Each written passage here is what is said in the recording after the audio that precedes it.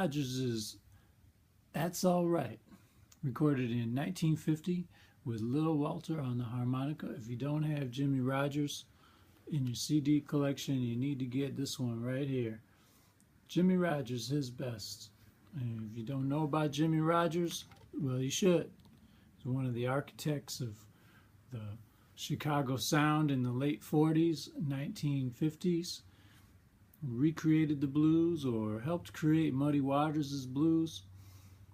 He combined with Little Walter and Muddy Waters to make what was a quintessential sound of the blues in that time period, and helped establish a language of the blues that's still carrying on today. So we're going to go through the intro of the song, and in subsequent video casts we'll be going through other parts of the song, the rhythm parts and the lead guitar and whatnot. But you hear this sound a lot when you hear an intro. We're in the key of E. You know, this right here, this train sound.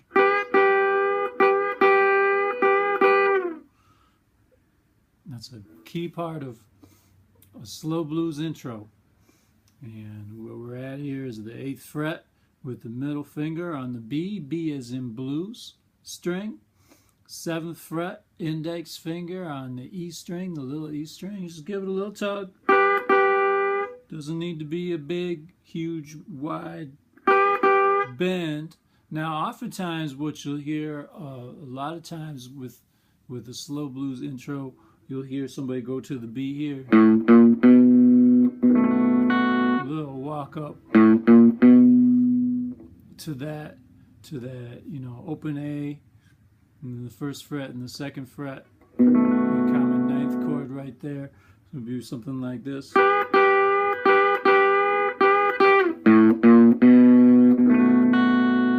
What Jimmie does, he's plays a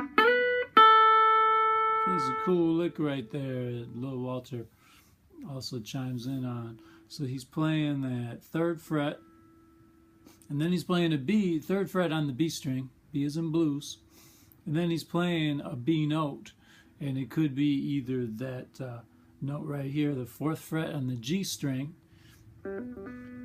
or he might be playing an open B. I'll let you figure that out and let you find your preference. For me personally, I'd rather play that open note because it gives me more time to slide up to here or slide into the 7th fret on the E string, the littlest string, and then playing that 5th fret. So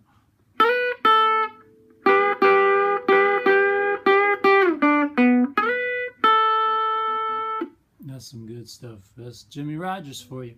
Now we go to a real common turnaround here in A.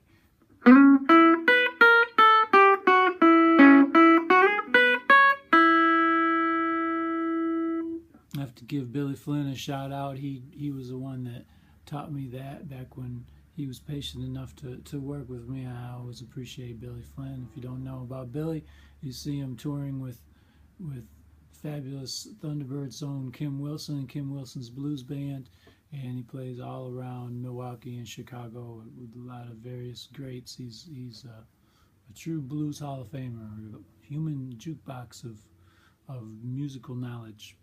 So anyways, we're at the 6th fret on the G string. G is in George.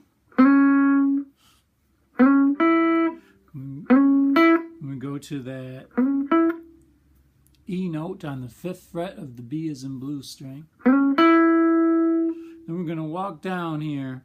On the littlest D string, we got the 7, 6, and 5th fret. And then on the B as in blue string, we got the 8th, 7th, and 5th fret. And we're going to repeat that, which is that 6th fret on the G string, 5th fret on the B string. Again, you have an option if you want to play that open E. And then you're going to slide up here, 7th fret to the 9th fret on the B as in blue string. And then you're going to catch that 7th fret on the littlest string, the E. the 9th fret. And you play that open E. So then we're going to what is a D minor shape, right? This is the D minor.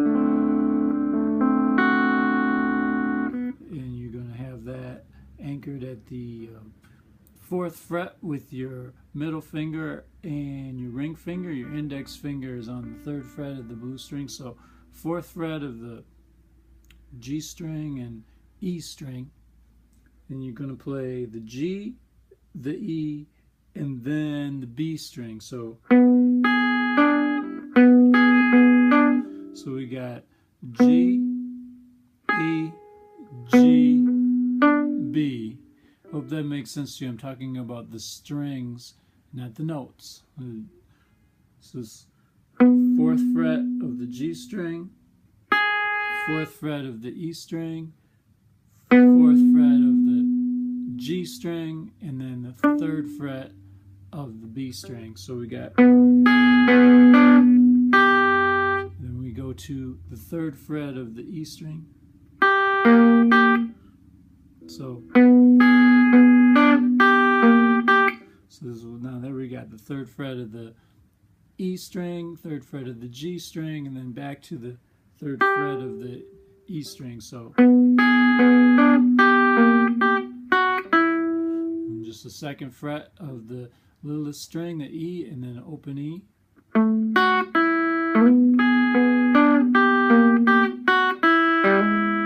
We got a hammer on there with the on the G string, 1st fret.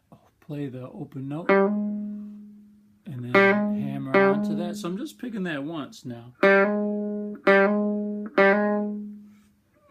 then play that open E. So and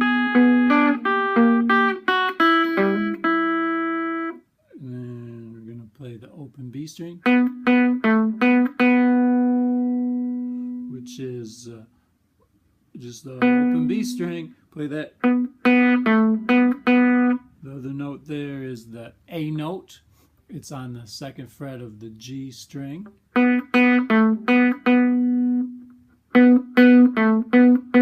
Could play that with that fretted note there, the B note on the 4th fret. Pretty sure it was with an open string though. It rings out. And then the last lick takes us into the 1st verse. So that is the B string, open, and then you play the 2nd fret on the G string, play that 2nd fret on the D as in dog, and then you playing that same hammer on G string on the 1st fret. Now I attribute some of these licks, some of those to Robert Lockwood. I don't know if I'm correct on that, but that's certainly part of the lineage of those blues phrases. So again, Jimmie Rodgers, check him out. If you don't want to buy the CD,